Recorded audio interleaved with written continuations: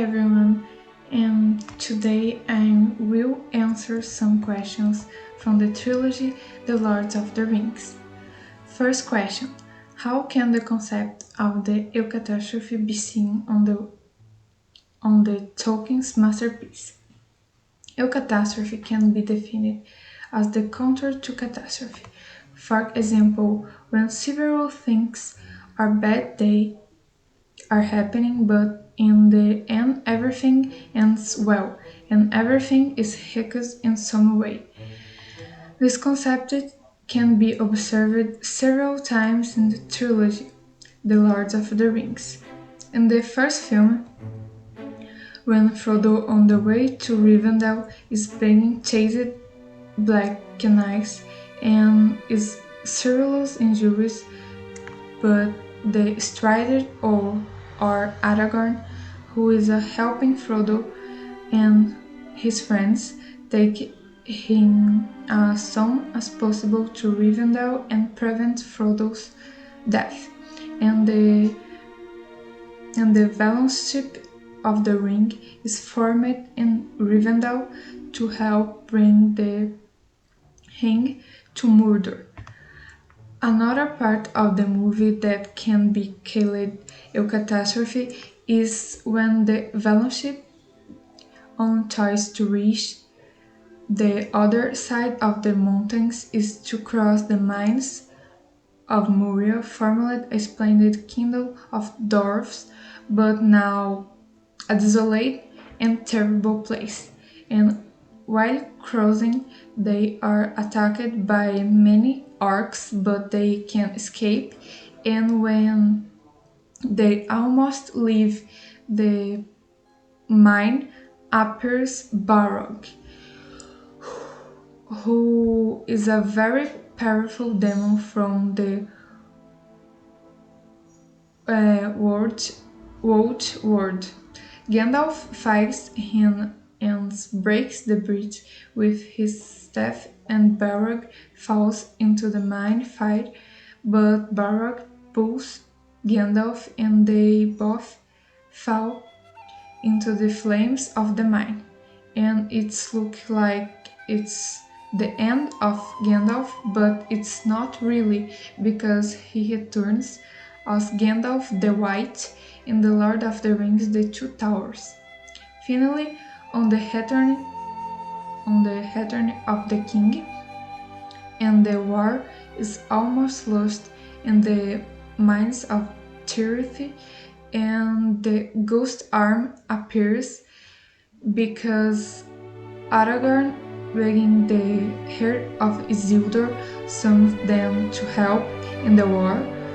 So, second question. The civilization character of Christianity has built the whole Eastern culture, preserving the legacy of Greek and Roman empires, from elements present in The Lord of the Rings, according to priest Paulo Ricardo's lectures regarding that fact. Well, the fight against evil, the burden of the burden borne by an innocent person to save the world, the values of the love and friendship, a union around a common goal, or some Christian values present in The Lord of the Rings. For example, the three protagonists of the work, Frodo, Gandalf, and Aragorn, can represent and image of the rising Christ. According to priest Paulo Ricardo, Frodo comes close to death on the mountain of perdition, and there he drops the ring. Gandalf dies fighting is with Balrog, but resurrects as the White Wizard. Aragorn then rejects, becomes king. So, Frodo is a priest of Christ who offers a sacrifice to overcome evil.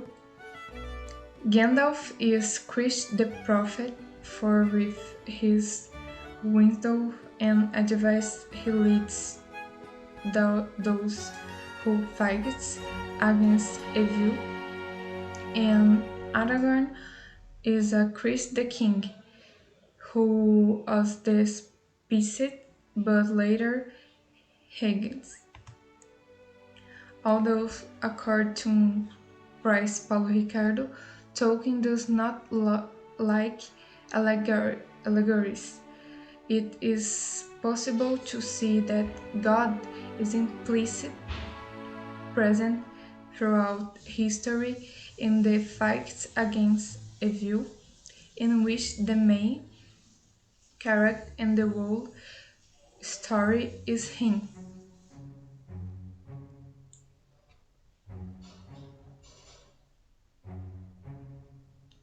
Third question.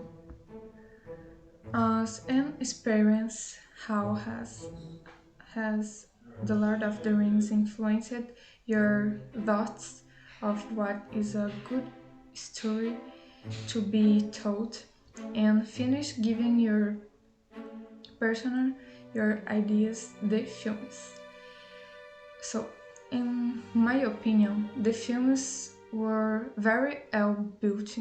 Every detail was emphasized and developed.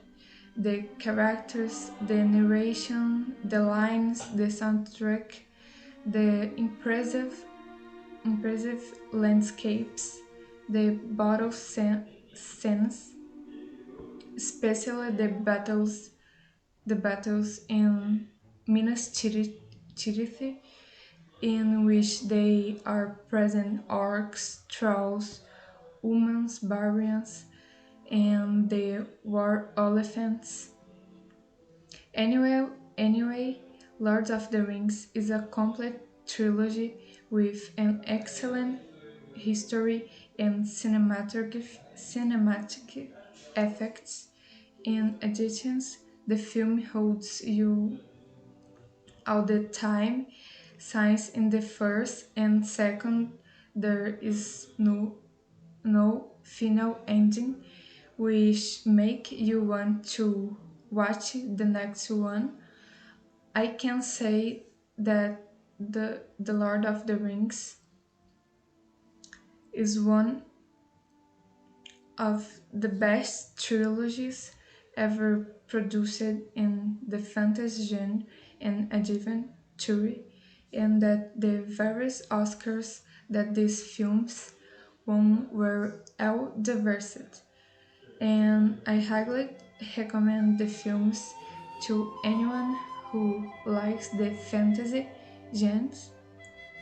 And that's it. Thanks for watching.